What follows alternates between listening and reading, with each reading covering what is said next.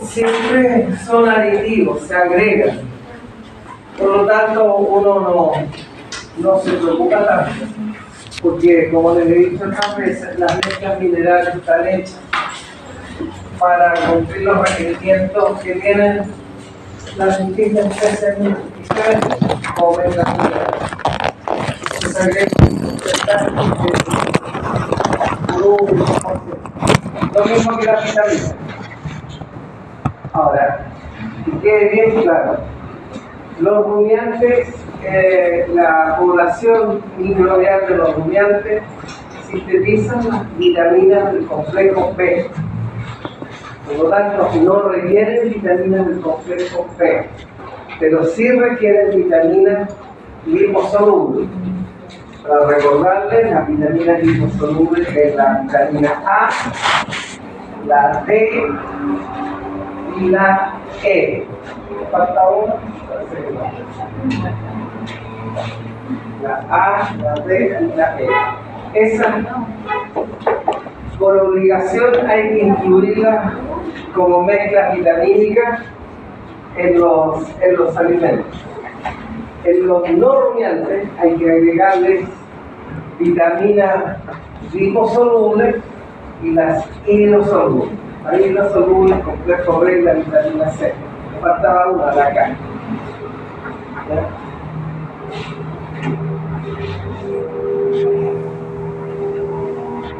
Vamos a partir por los forrajes. Hay forraje, podríamos decir de puestos sembrados y no sembrados. También hablan de forrajes naturales o praderas naturales. Cuando yo estaba recién recibido, tuve que ir a una reunión donde estaban todo el tiempo macumbo de las forrajeras y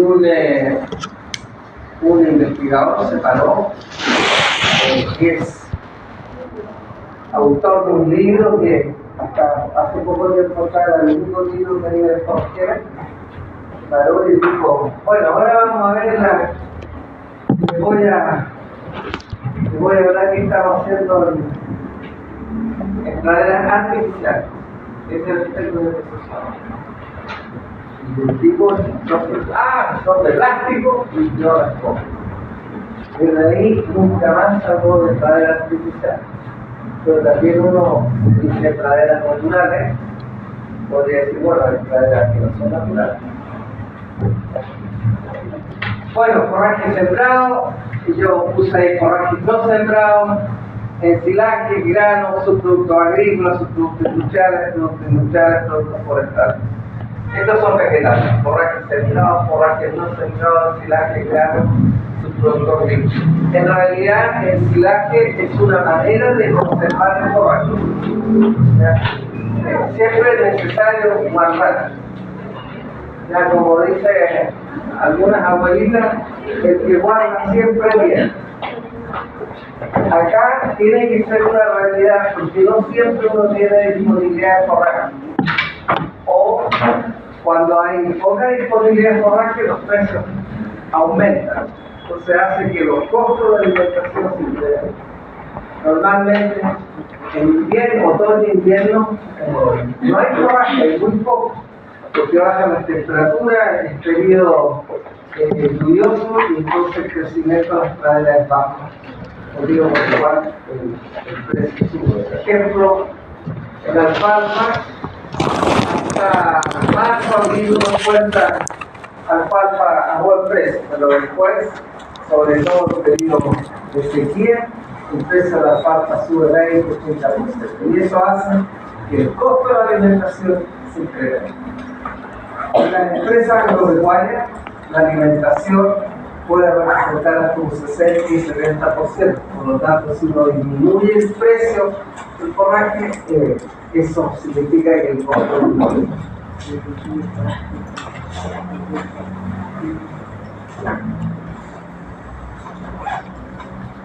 Productos vegetales, forrajes, maíz, granos en general. Subproductos vegetales caña de maíz, paja de cereales, productos de olivería, fresas, frechillo, grupo de uva, legumbres, cascarillas de maravilla, melazas, cachos, desechos animales, guana, harina de pluma, harina de hueso, harina de sangre. Faltó harina de carne. Todas las plantas o todos los desechos de plantas son utilizados para alimentar fogares. Desechan los porotos, las plantas que quedan se sacan, se retiran y sirven de alimentación.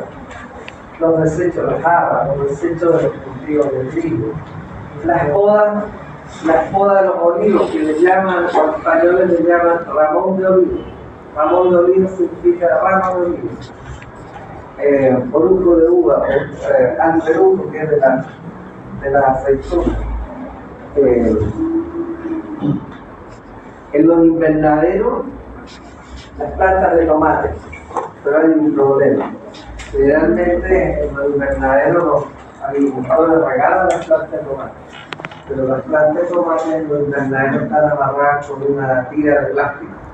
Entonces hay que sacar la tira de plástico, y eso es trabajo, porque es gratis, el costo de sacar la tira de plástico puede ser mayor que el costo que tiene la misma planta. Todos los restos de hortalizas. Ustedes, no sé si se habrán fijado, ahí en la esquina hay un señor que produce a veces repollo, siempre hay unas vacas y todo, y ellos comen el resto de la vegetación de los cultivos hortícolas. Lo que no sé, en general a veces los cultivos hortícolas le agregan insecticidas. No sé, residuos. Yo no sé si esos insecticidas o esos residuos de insecticidas pueden pasar al animal. Pero todos los residuos ya los agricultores los utilizan y los cosechan y los guardan. En general, mientras más vieja es la planta, es menos digestiva. Recuerden que la digestibilidad depende del contenido de lignina, y la lignina se incrementa en la medida que la planta va envejeciendo. Lo ideal, por ejemplo, el maíz, se retiran los choclos y hay que cortar las plantas, porque al cortar las plantas la planta muere. Si ustedes dejan la planta en el terreno, la planta sigue su vida normal y sigue incrementando el contenido de lignina. Por lo tanto, es importante cortar las plantas y para que mueran.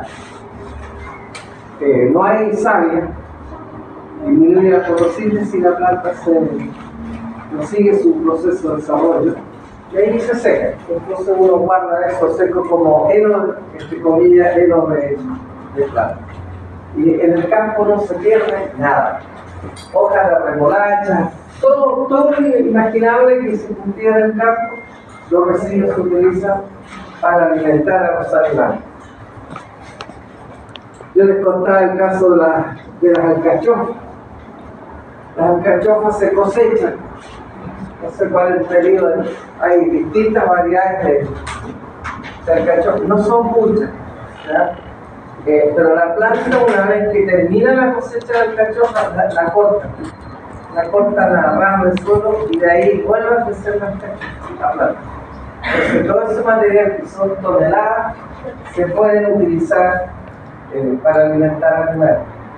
Pero como la cantidad es tan grande, ya entonces lo que se puede hacer para conservar ese material es ensilar. Vamos a ver una clase especial de ensilar. Bueno, de las forrajeras tenemos especialmente leguminosas y gramíneas. Las gramíneas, por ejemplo, ¿qué son gramíneas? La avena, la tecoteatina que sale del campo. Ustedes alguna vez cuando chicos, no mucho tiempo atrás, sabían a cazar lagartijas. Entonces hacían un lazo con avena, que es una planta que tiene un filamento largo, que esa se llama avena. Las vallicas, especialmente los jardines, lo que tienen es vallicas. Y hay dos tipos de vallitas. Cuando ustedes ven películas inglesas, todo verde, generalmente es vallique, se llama vallique inglés. Siempre permanece verde. Permanece siempre verde porque en esas condiciones de clima siempre hay agua.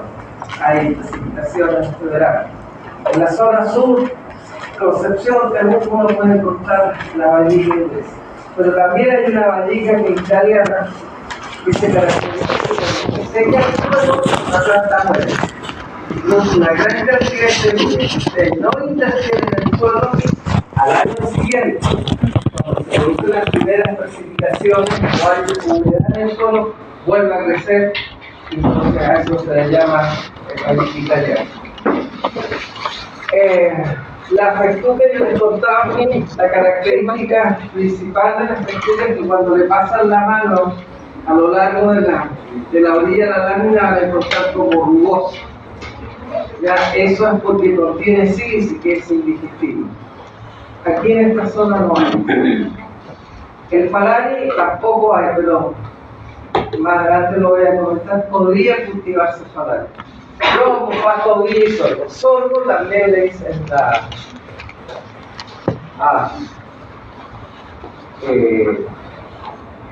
pura guilla. ¿Has escuchado la palabra? Generalmente cuando a una persona dice curaguilla es porque es buena para echar, ¿no?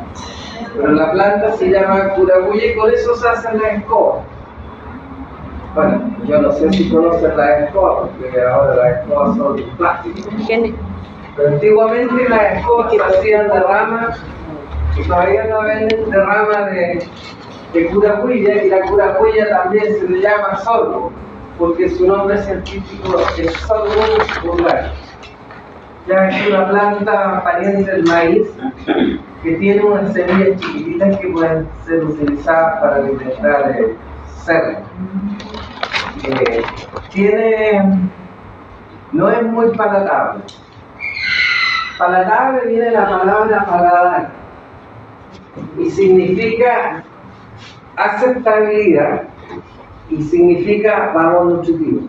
O sea, cuando es palatable, porque algo es aceptable y tiene buen valor nutritivo. Aceptabilidad significa que el animal lo acepta.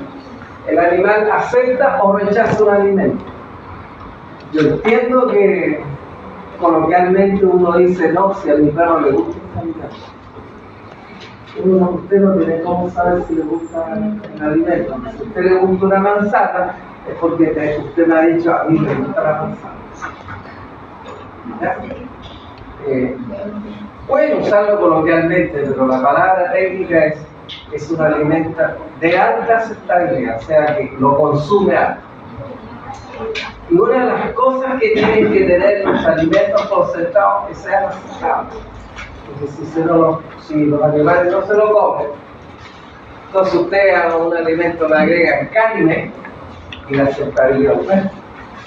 Le ponen puro cuchillo, otras cosas, la aceptabilidad puede crecer. Bueno, las gramíneas se caracterizan porque tiene varias raíces principales. Eso significa que conforman una chapa. Las raíces son de este tipo.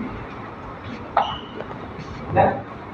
A diferencia de las leguminosas, como por ejemplo, ustedes conocen la alfalfa, o al menos la han escuchado, conocen los tréboles, y a veces andan buscando los tréboles de 4 hojas. Los tréboles tienen 3 láminas, no tienen 4. ¿Ya? Y hay distintos tréboles, el trébol subterráneo, el trébol blanco que uno encuentra en los jardines que tiene una bolita blanca de flor. Y hay de 2 tipos. Hay el trébol enano, que es el que se utiliza en los jardines, y el trébol blanco, que es más alto y que se utiliza en el pastoreo.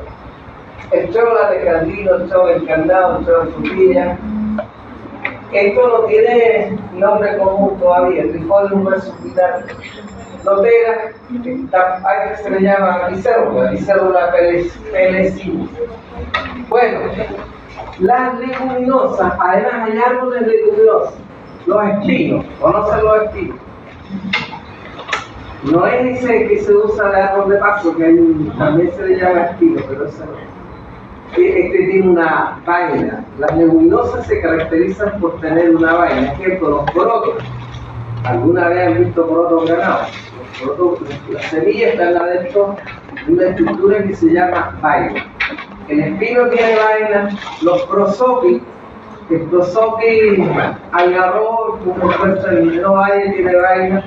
El prosopis tamarugo tiene vaina, el que se encuentra en el desierto de Atacama y en Iquique.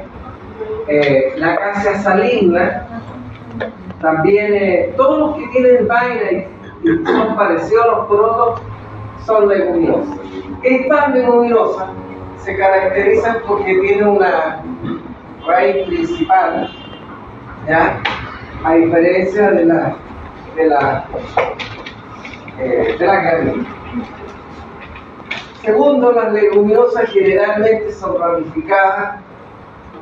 Ya en el caso de la alfalfa salen varias ramas de abajo, son ramificadas. Esto salen unas ramas así, ¿ya? Y la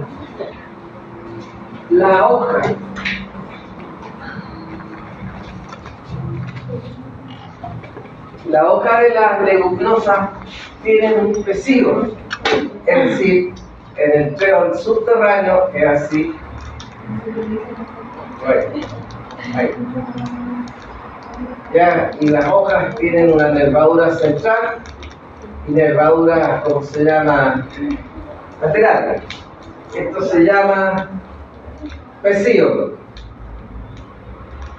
Esto sería un trébol.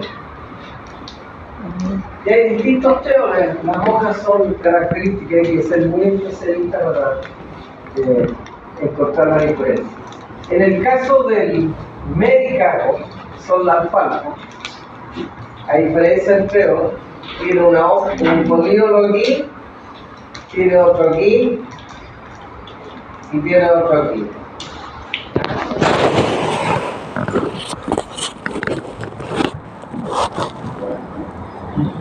¿Cómo diferencia un trébol de un medicago? Y hay dos medicagos. Uno es la alfalfa y el otro se llama gualpulga. Es una planta que cuando llueve aparece en el campo y tiene una flor amarilla. Y es una planta chiquitita, puede llegar en condiciones de altas precipitaciones, puede llegar hasta aquí hasta abajo, no más. La característica central es que los tres poliolos nacen del mismo punto. En el caso del medicago no nacen del mismo punto, la hoja del medio ya nace, tiene un pequeño tallo. Estas son leguminosas.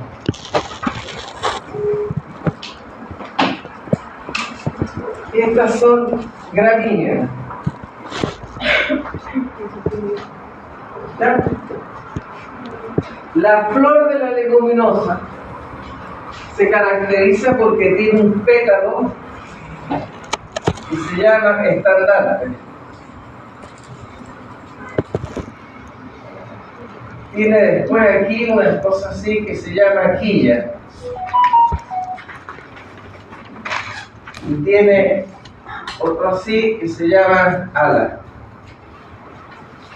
Ahora, las leguminosas pueden ser flor individual, como varias flores unidas. Por ejemplo, el trébol blanco que ustedes ven, que es como un globito blanco, esa está compuesta por varias flores. Todas las flores son así. El aromo es un árbol leguminoso. Ustedes saben que el aromo es como una pelotita amarilla. Esa pelotita amarilla está llena de flores de este tipo, pero son flores de luz. Las arvejas, las habas, los porotos, las ollas, todas las flores son individuales o están agrupadas. El prosopi, la flor del prosopi, ¿conocen el prosopi? Que alguna vez lo han visto el ovalle, que es un árbol grande, con tremendos troncos, flores pinos, que son unas floritas amarillas, son flores. En el caso de las gramíneas, tiene un tallo, la hoja es alargada y tiene nervaduras paralelas. Y aquí tiene unas estructuras que son distintas para cada especie. Esta estructura a veces tiene como pequeños brazos así, que abrazan al tallo.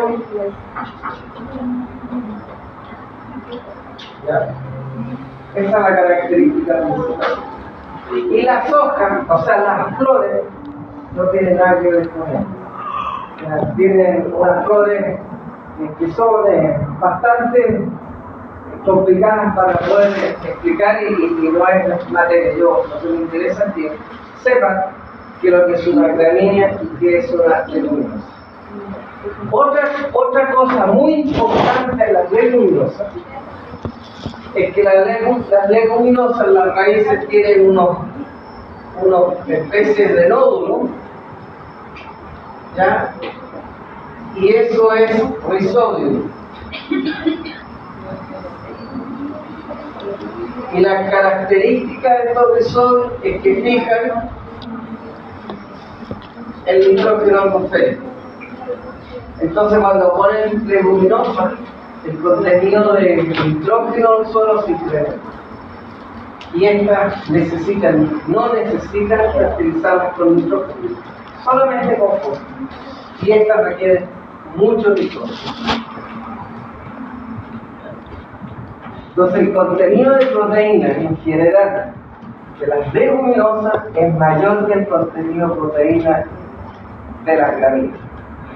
Y el contenido de energía de las gramíneas es relativamente mayor al contenido de energía de las leguminosas. Ejemplo, el maíz.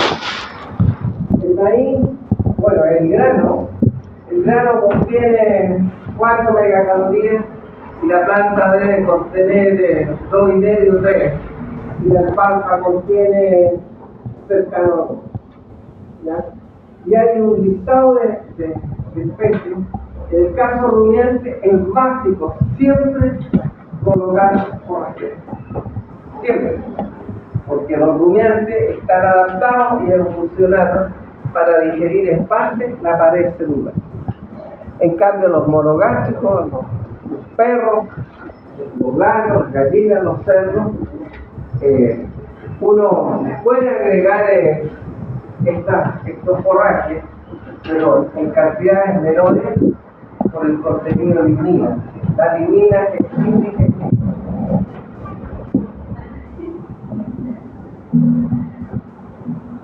Bueno, esta foto conoce el color blanco de los jardines. Si ustedes lo cortan, o si se lo pueden ustedes en la casa tiene pasto, y lo cortan o le pagan los jardines. Pero si no lo cortan, aparecen estas flores. Y estas flores son decenas de este tipo de flores, ya que están unidas. Estos treos blancos. Y hay treos blancos enanos, como les dije, y hay treos blancos normales. El enano es el que se utiliza en los caminos para que lo ubiquen.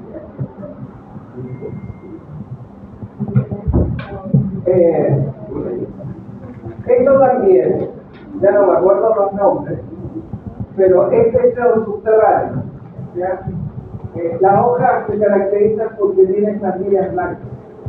¿Y por qué se llama el subterráneo? Porque las flores después se transforman, produce un fruto, el fruto es lo que llamamos la semilla, y la semilla está como en un canastito. Y la planta entierra el canastito en el suelo. Ya, este es el suelo. La planta coloca este canastito así, la entierra en el suelo. Entonces, cuando llega el verano, se seca y al año siguiente sale de aquí una planta. Teo rosado Es un trébol que dura, es otra cosa la duración. Hay plantas que son anuales, es decir, que crecen con el comienzo del otoño y mueren con el comienzo del verano porque el suelo se seca. Y hay plantas que son perennes, que duran hartos años. Por ejemplo, la alfalfa dura máximo 4 o 5 años. Hasta allá cuando allá uno va a Canadá y dice, no, si esta alfalfa tiene 20 años, pero hay una planta aquí, no está totalmente estudiado. El trébol rosado, este que está acá, que se llama rosado por características de la flor, dura 3 años, 4 años. El trébol blanco, este que está acá, es perenne. O sea, mientras se riegue, tenga disponible agua, puede durar 20, 30, 40 años. Es como para siempre. Este es un trébol que tiene la flor roja, pero está compuesta también de cera de este tipo de flor. Esto crece en Temuco, en la costa, en forraje de invierno. No me acuerdo en este momento el nombre. Después está el trébol alejandrino, que es un forraje anual y que crece en invierno, que es muy importante porque cuando en invierno no hay forraje, el trébol alejandrino es una buena alternativa. Esto debe ser lotera. Voy a ponerle los nombres, porque lo hacemos bien. La lotera es una leguminosa que no crece en esta región. Crece en el sur de Chile, uno puede encontrar en Chiloé, en Puerto Montt, en Osorno. Pero la principal es la alfalfa, el trébol rosado y el trébol subterráneo. Dígame. Estandarte. Alas. Quilla. Aquí están los, ¿cómo se llaman? Los estaples.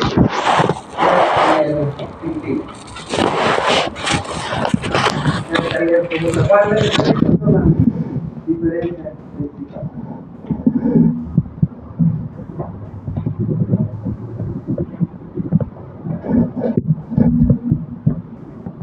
La gramínea.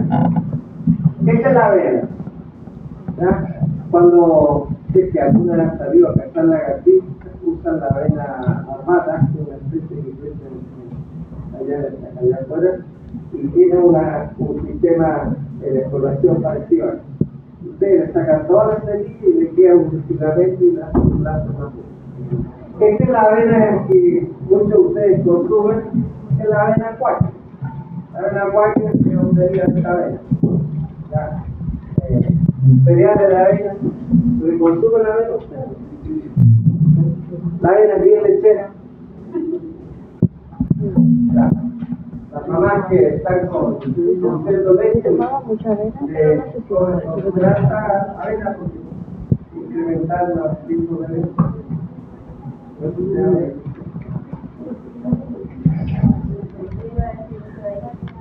Esta es la hoja de una gramínea, y que tiene la nervadura paralela. No es como esta hoja que es ramificada. Y tiene esta estructura que abraza el tallo. Y esta hoja sigue aquí,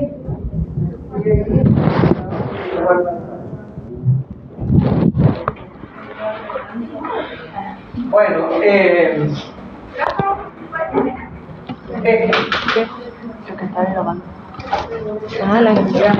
una se llama panoja. Así, suelta, porque ahí esta otra es una panoja compacta. En este caso es paladio. Paladio.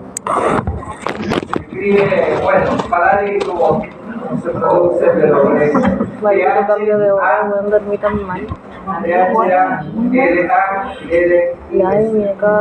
pero en castellano es paladio. Es muy horrible. Yo creo que desperté como cada una y después no me podía quedar dormida. Esta planta es de origen italiana.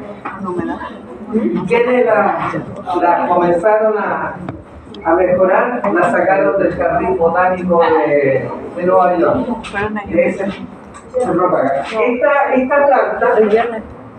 es una planta que tiene una estrategia distinta a la del trébol subterráneo. El trébol subterráneo y muchos otros leguminosas que son anuales producen una gran cantidad de semillas. La semilla cae al suelo, en verano se seca y al año siguiente, con las primeras precipitaciones, vuelve a germinar. El Falari, que es este que está aquí, esta es una planta que cuando la humedad del suelo disminuye, la planta deja de crecer y es un estado de invernación. Pasa el tiempo y en otoño, con las primeras precipitaciones, comienza a ponerse verde y crece. Ahora, esta es una, como planta, como planta en producciones anuales, pero es una planta perenne. Hay praderas de Falari que tienen 20, 25, 30 años. Lo único que hay que hacer es fertilizarlas con nitrógeno. Ahora, se hacen mezclas y se siembran esta control tan importante que hay heno de alfalfa, control subterráneo. Porque las dos durante el verano entran a un estado de invernación. ¿Qué gracia tiene? Que el trébol blanco incrementa el nitrógeno del suelo y esto aprovecha ese nitrógeno. Y es una buena fuente de alimentación. Esta es la avena, esta es boa, es una gramínea, esta es vallica, este es vallica, este es vallica y este es vallica. Aquí están las flores. Cada una de estas cositas son flores. En el caso del trigo es parecido a este, cada una es una flor y tiene un grano. Los contenidos de fibra de estas plantas es mayor que el contenido de fibra que tiene una leguminosa.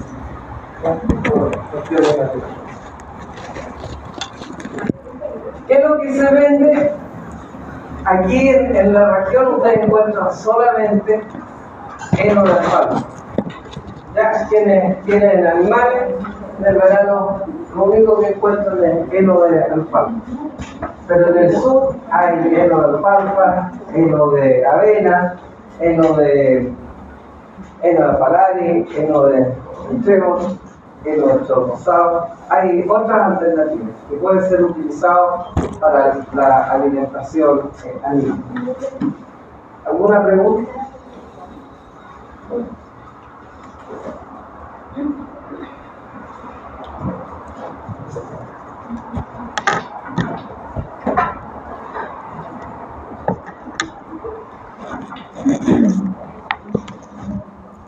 Mira, al revés.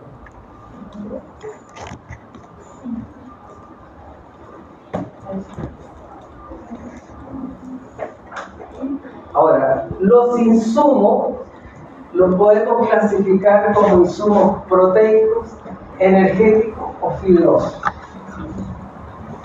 Los insumos proteicos son todos aquellos que aportan una gran cantidad de proteínas. Ejemplo, el afrecho de soya, la harina de pescado. La harina de pescado tiene como 60-70% de proteína, dependiendo de la calidad de la harina. Entonces, y tiene todos los componentes aminoácidos que los animales necesitan. Pero tiene un problema.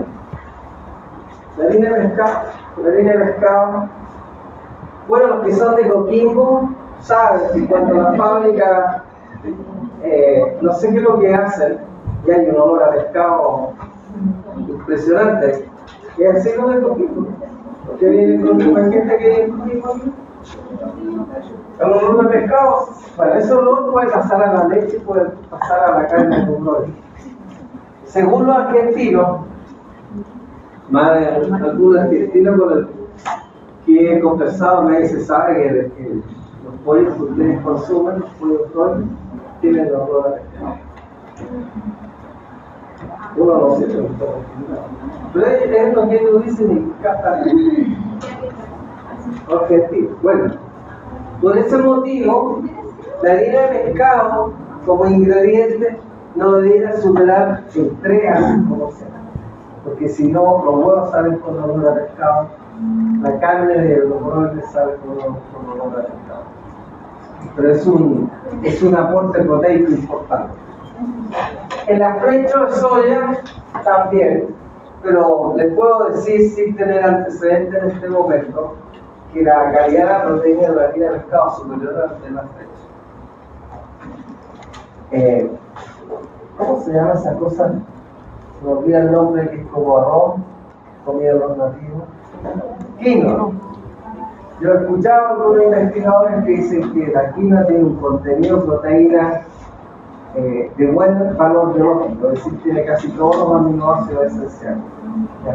La podríamos considerar como un alimento proteico. Ahora, la quinoa no se usa para alimentar animales, es cara. Pero uno podría cultivar quinoa. Cada vez hay más gente que cultiva quinoa.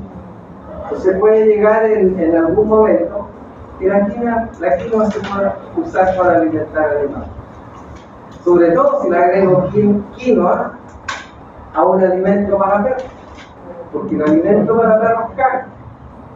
Pero cuando las ovejas, las vacas, el alimento no vale más de 400 pesos, es imposible colocar un ingrediente que es de un costo alto.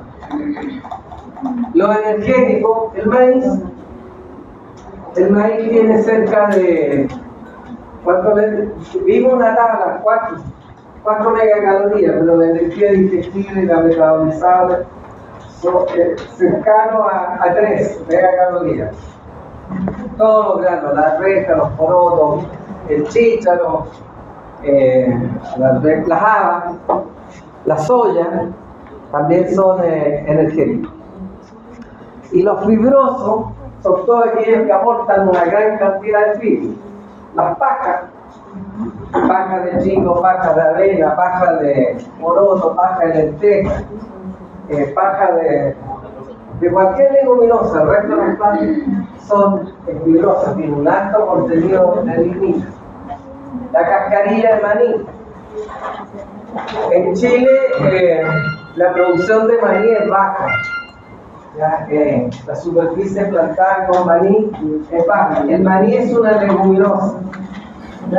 Es una vaina modificada, porque si ustedes ven la vaina del maní, vienen 2 o 3 maní en el interior, ¿no es cierto?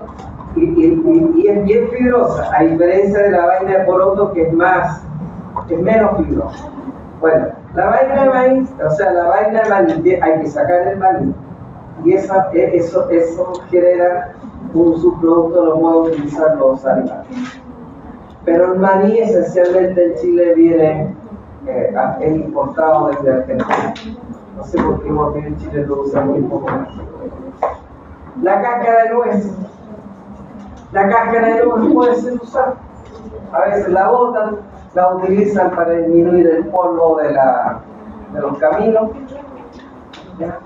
El otro día les dije que se llama perlón de almendra. Que es de la almendra. La caparazón de la almendra viene dentro de una estructura. Eso también se puede utilizar en la alimentación animal y es fibroso. Y la cáscara de almendra, que se llama... No, porque voy a ver. Ya voy a acordar, va a aparecer. También se utiliza, antes la botaba, y ahora si ustedes quieren comprar tienen que inscribirse. Usted quiere Villapén, en Salamanca hay una gran cantidad, pero usted va a comprar y no es porque se lo hace chupar. El alperujo, que es residuo de la oliva, lo botan, lo queman, pero puede ser utilizado para la alimentación. Bueno, todo esto son fibrosos.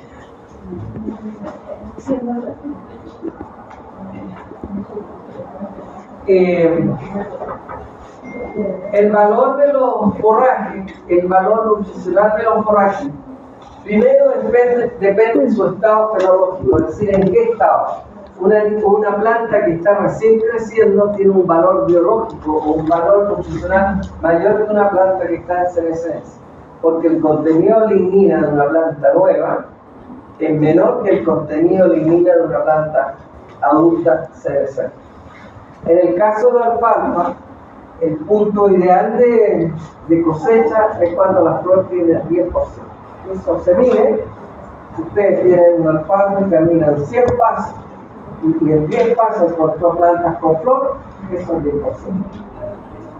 La especie, todas las especies tienen distintos contenidos de energía y distintos contenidos proteínas. El heno de alfalfa en energía tiene cercano a 2, el maíz tiene cercano a 3. La alfalfa en 10% de floración tiene 16% proteína. El maíz tiene 8, 7 en grano. Condiciones de suelo y fertilizante.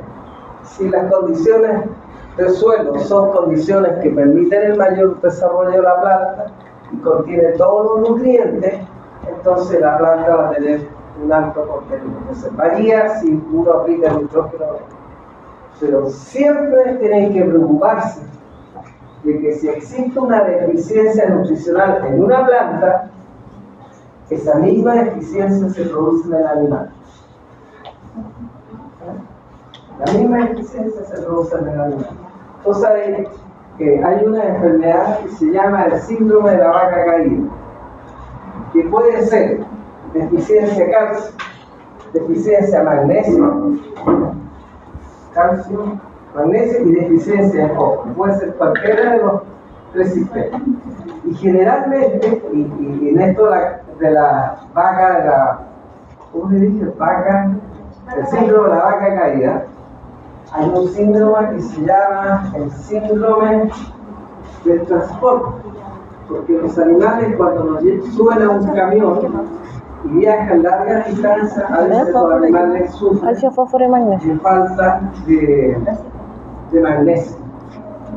Y el magnesio está asociado muchas veces a bajo contenido de magnesio a la planta, y el bajo contenido de magnesio de la planta está asociado al bajo contenido de magnesio del suelo o condiciones del suelo que la planta no puede absorber el magnesio. Esto de la vaca, el síndrome de la vaca caída, es muy característico en zonas de productores de vacuno, particularmente en Argentina, que tienen grandes extensiones por vacunos de carne, sufren mucho de la vaca caída. Y otros factores climáticos, las plantas se enferman, tienen insectos, consumen la planta, entonces el valor nutritivo de la planta disminuye.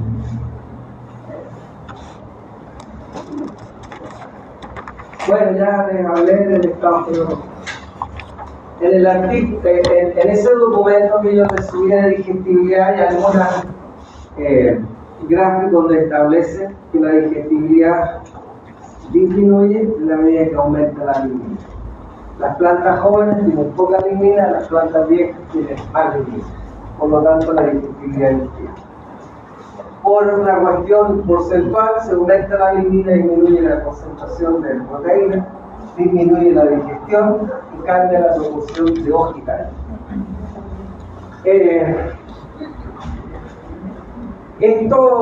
La proporción de hoja y tallo es muy importante, porque una hoja tiene cerca de 26% proteína y el tallo tiene 10, 9% de proteína, es muy bajo. ¿Qué es lo que ocurre? Si tenemos aquí un suelo y crece una planta y tiene hojas, está chiquitita, todas las hojas reciben buena luminosidad. Entonces las plantas las hojas comienzan a producir fotosíntesis. En la medida que esta planta va creciendo, hay hojas en el interior que no reciben tanta luz, ¿ya? Y si esta vuelve a crecer, vamos a suponer que es una alfalfa, ya, las hojas están en el exterior y en el interior hay sombra, entonces las hojas se secan. Entonces las hojas verdes generalmente están en lo que se llama en inglés y aparece en los textos como canopy, ¿ya? Y en castellano le hablan de canopía, pero en la parte superior. Entonces el sol alumbra estas hojas que producen fotosíntesis, pero las que están aquí adentro se tornan amarillas porque no reciben suficiente luz. Entonces los nutrientes de esta hoja son traslocados por la planta a una hoja nueva. Entonces aquí la proporción de hoja y tallo va disminuyendo porque va aumentando la cantidad de ramas. Y eso hace que el valor nutricional de esta planta disminuye en relación a una planta. En las tablas de composición química hay alfalfa que tiene 20% de proteína. Y es porque son plantas que están en sus periodos tempranos de desarrollo. ¿Para qué usa una planta 20% de proteína? Podría usarla para vacas lecheras de alta producción, podría usarla para alimentar terneros, podría usarla para alimentar lechones, cerdo en producción de leche o en engorda, en crecimiento. La puede usar en los pollitos, ¿ya? Que necesitan un alimento de alta aceptabilidad y de valor nutritivo porque el pollito crece muy rápido. Podría usarla para alimentar plantas, le agrego un 5% de alfalfa, no va a ser mayor el problema. Ahora, yo nunca he visto que el alimento claro se le agrega alfalfa, pero podría ser. ¿Lo humano? Sí. ¿Ya? Yo no tengo alfalfa. ¿Alguna pregunta? Yo ¿con lechuga cómo? Las condiciones de clima. Hay plantas que se denominan C3 y hay plantas que se denominan C4. Las plantas que se denominan C3 se denominan de esa manera porque el proceso fotosintético o el anhídrido carbónico en el proceso fotosintético se fija en un componente de 3 carbonos. Y las plantas C4 son aquellas plantas cuyo proceso fotosintético fija el anhídrido carbónico en un compuesto de 4 carbonos. La mayor parte de las plantas que se usan en este país son C3. Y las C4 tenemos el maíz, el sorgo, la caña de azúcar, que son las que utilizamos. El archiple lo puse ahí porque es C4, pero de las plantas que usamos en alimentación humana son el maíz, el sorgo y la caña. ¿Cuál es la diferencia? La diferencia está en la anatomía de la hoja, que la hoja C4 tiene estas células que son fibrosas, estas no las tiene. Entonces, y les pongo un caso, a mí y a otros colegas, me invitaron a la Argentina y fuimos a Corrientes. Corrientes queda como a 1000 kilómetros norte de Buenos Aires. Y claro, uno se impresiona porque así es pasto, de este tamaño. Es alto, yo nunca había visto tanto pasto. Y el problema de ellos es que era poco digestible, porque este pasto que crece en Corrientes, que es un clima subtropical, las C4 generalmente están en clima subtropical o tropical, decían que sus animales sufrían de falta de forraje. Uno decía, pero ¿cómo si el forraje es así de alto? Es impresionante. Y entonces en la conversación salió que esos pastos eran C4, o sea, la digestibilidad era baja. Los animales tenían alta disponibilidad de forraje, pero como la digestibilidad baja, sufrían de problemas nutricionales. Entonces, ¿cuál fue la solución a la cual llegamos de esa oportunidad? Que estas plantas hay que cortarlas, frecuentemente hay que pastorearlas, cortarlas, porque al cortarlas frecuentemente siempre está cortando plantas con hojas nuevas. Las hojas nuevas tienen menos digestibilidad, tienen más digestibilidad que las plantas viejas, entonces mejora la situación nutricional de los animales. El maíz, nosotros lo que comemos es el grano, pero la planta es fibrosa. No sé si alguna vez viste una planta de choclo. Es dura. ¿Ya? Y está, uno la cultiva por el grano, pero podría cultivarla para alimentar animales. Y es más, en estas se hizo un ensayo, esto en Santiago, hace unos años atrás, y antes, apenas terminaba el periodo de helada, inclusive antes, cultivaban maíz para animales, porque hay maíz de 90 días, 120, 160 días, de 90 días, entonces en 3 meses cortaban la planta, o sea, agosto, septiembre, octubre, noviembre, a más tardar en diciembre. Cortaban la planta, la ensilaban, volvían a sembrar maíz, diciembre, enero, febrero, marzo, la cosechaban de nuevo. Entonces aquí se podría hacer lo mismo. Y se ensila y se utiliza para alimentar animales durante el invierno, porque durante el invierno no hay con qué alimentar. Otra cosa que han hecho, cultivan, porque es caro cultivar la ceniza, el manejo de suelo, hay que pasar arado, hay que pasar racho, hay que desmalezar, etc.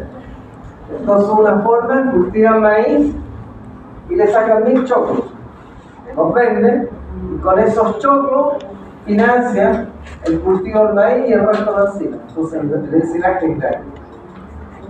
Es otra alternativa. Ahora, sacar 1000 mazorcas no es significativo para variar la condición nutricional de la planta. Los suelos. ¿Los C3 cuál era? ¿Los C3? Perdón. ¿Los C3 cuál era? Los C3, todo el resto de las plantas. Dígame uno aquí. A ver, C3, las habas, los porotos, las lentejas, los garbanzos, el chícharo, las vides, los frutales. ¿Qué otra cosa? Los repollos, los apios, todas las hortalizas. Son las que tenemos nosotros, porque las condiciones climáticas lo permiten. Pero en el trópico es distinto. ¿Ya? Ustedes ven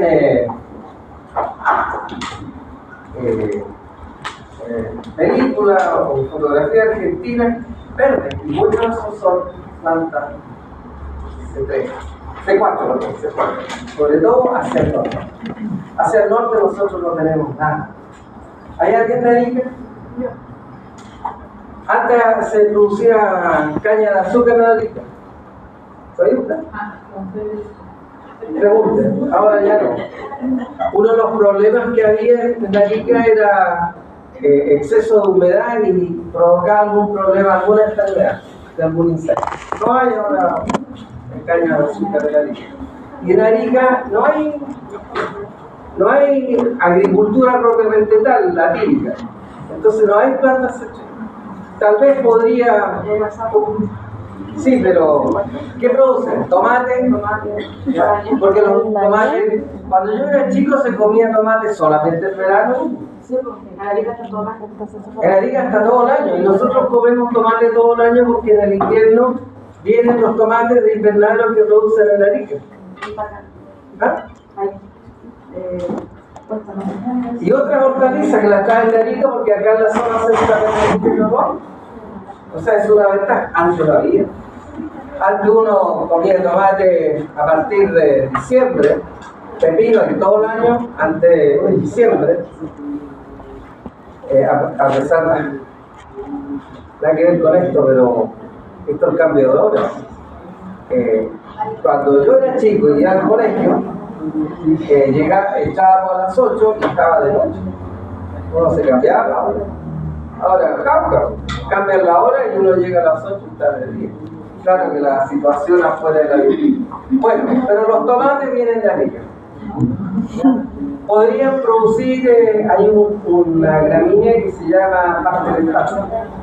Y hay un señor en Vallenar que introdujo pastelefante. Así de grande es la planta. Parece un bosque, pero requiere mucha agua. El pasto elefante es una planta secuaz, y la fertilidad es menor. Maíz,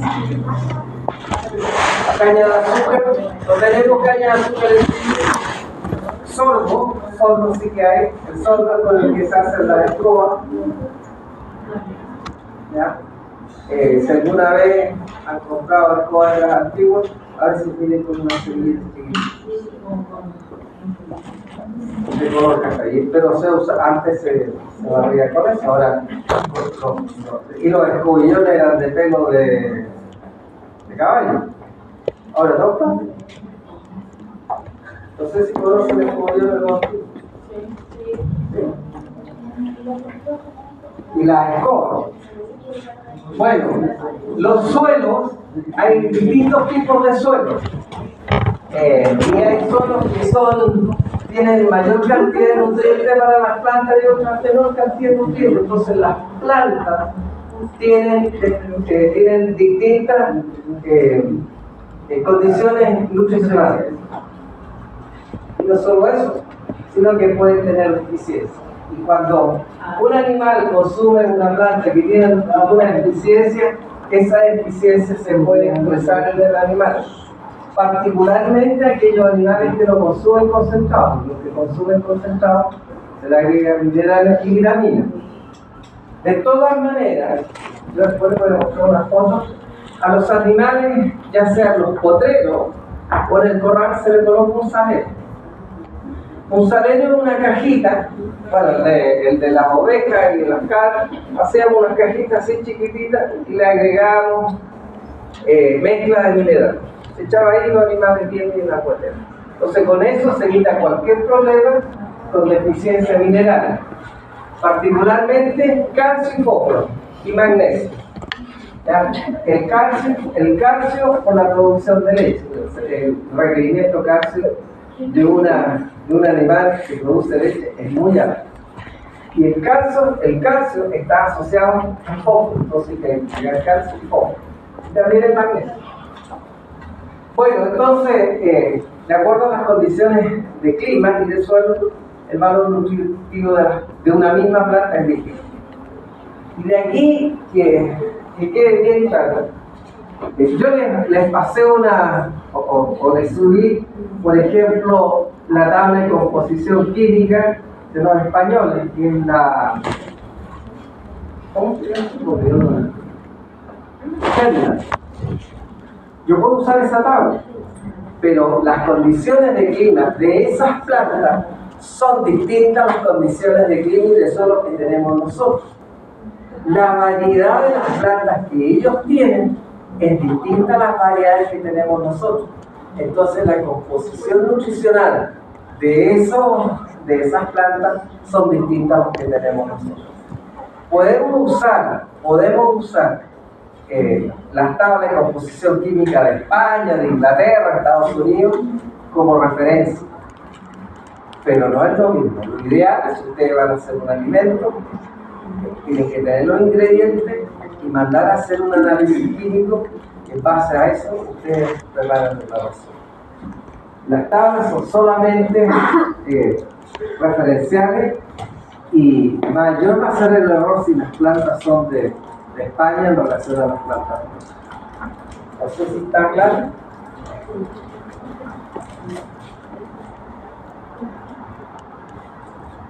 Otros factores, condiciones de temperatura. Les voy a poner un caso. El otro día vi en la televisión un tipo que era experto en aceite.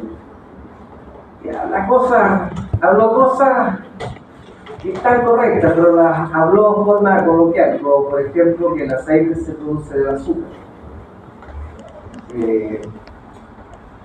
En parte es verdad, pero no es del azúcar. O sea, el azúcar ingresa a la planta, así como ingresa los rumiantes, ingresa a nosotros. Existe el proceso de glicólisis hasta llegar a acetil-CoA, y si el acetil-CoA no se utiliza en el ciclo de Krebs, se produce en grasa. Algo parecido como las plantas, pero producen ácidos grasos saturados e insaturados. En el caso de los olivos, del aceite de oliva, el aceite de oliva tiene un alto componente de ácidos grasos insaturados. Y eso es muy importante, porque los ácidos grasos insaturados están asociados a la producción de HDL, que es comúnmente denominado colesterol bueno. Y el análisis que se hicieron en olivos de esta región, Huasco, Vallenar y Coquimbo, la cantidad de ácidos grasos insaturados era algo superior a los estándares de ácidos grasos, ¿ya?, que tiene la Organización Olivícola Internacional. Entonces, esta asociación no aceptaba en consultas porque tenía muchos ácidos grasos insaturados. Entonces, tuvieron que llegar a una, ¿cómo se dice?, a una discusión científica si eran aceptados o no. Tuvieron que aceptarlo, porque mientras mayor cantidad de ácidos grasos insaturados, ¿ya?, es mucho mejor para la salud de la alimentación humana. ¿Por qué eso es así? Por las condiciones climáticas. Porque las condiciones climáticas, acá aparentemente las noches son menos frías que las noches del España. Y eso hace que la planta gasta menos ácidos grasos insaturados que ha logrado producir. Y eso hace que el contenido sea mayor.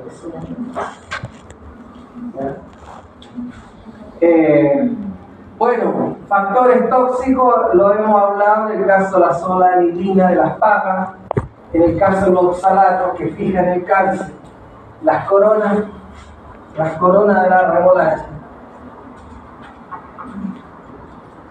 La remolacha es un bulbo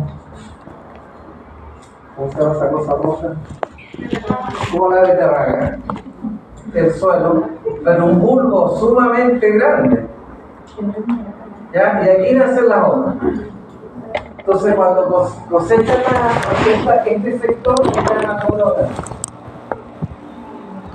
Este es el bulbo. Y es la vegetación aérea donde vamos a colocar. Entonces, cosechan la remolacha y cortan aquí. Lo cortan. Esto va a la industria de azúcar, y esto de acá es residuo. Y esto de acá tiene oxalato. Y los oxalatos fijan el calcio. Entonces, si usted, el animal, consume muchas hojas de remolacha, va a presentar deficiencia de calcio. ¿Qué significa? Disminución de la producción disminución de la fijación de calcio en los huesos, o bajo desarrollo de la estructura ósea, bajo desarrollo de los dientes. El calcio participa en actúa como neurotransmisor en el sistema nervioso de una neurona a otra. Entonces, si no tiene calcio, provoca todos esos problemas. ¿Qué hace la gente? Le da esto mismo, se va a los animales y polvorean carbonato de calcio. Entonces, incrementa la disponibilidad de calcio y por lo tanto siempre va a haber calcio disponible para que el animal lo absorba. Ese es un ejemplo. En el caso de las papas, los monogástricos tienen que ser cocidos. La solanidina está asociada a plantas al género Solanaceae y también a las Brassicae, repollos y frutos. Coles. En el sur hay coles que son, ¿cómo se llama eso? Como esos repollos Bruselas. Hay una col que con repollos Bruselas que se llama, hay una variedad que se llama 1000 cabezas, ¿ya? Y crecen en invierno. Entonces se cultiva en otoño para tener forraje durante el periodo de invierno. Tienen que pensar que en Osorno llueve 900 milímetros, 1000 milímetros, 1 metro de agua. Las temperaturas son bajas, el pasto no crece, entonces la disponibilidad de alimento para las vacas es baja, entonces tienen que buscar el suplemento. Será que hay coles, desechos de raza, etc. ¿Ya? Ahí son otros factores. Bueno, la remolacha forrajera. Aquí hay remolacha, esta foto. En el programa sale que yo les tengo que enseñar a identificar. Ya, no tengo un muestrario, así que vamos a usar las fotos. Lo único que les puedo decir es que la remolacha forrajera es como... se me olvida. ¿Cómo se llama? ¿Su rojo? La beterraga. Es que no me gusta la beterraga, es muy dulce. Bueno, es igual que una beterraga de color blanco y las hojas son verdes, no son medias moradas con las hojas de la beterraga. No sabría decirles si las beterragas tienen ensalada, ¿ya? Pero la ensalada de hoja de beterraga es súper buena. Generalmente la gente compra beterraga y les pide que le saquen las hojas y las botas. Pero uno no come beterraga todos los días. ¿Ya? Ahora, en el proceso de elaboración del azúcar queda una materia y eso seco se llama coseta. ¿Ya?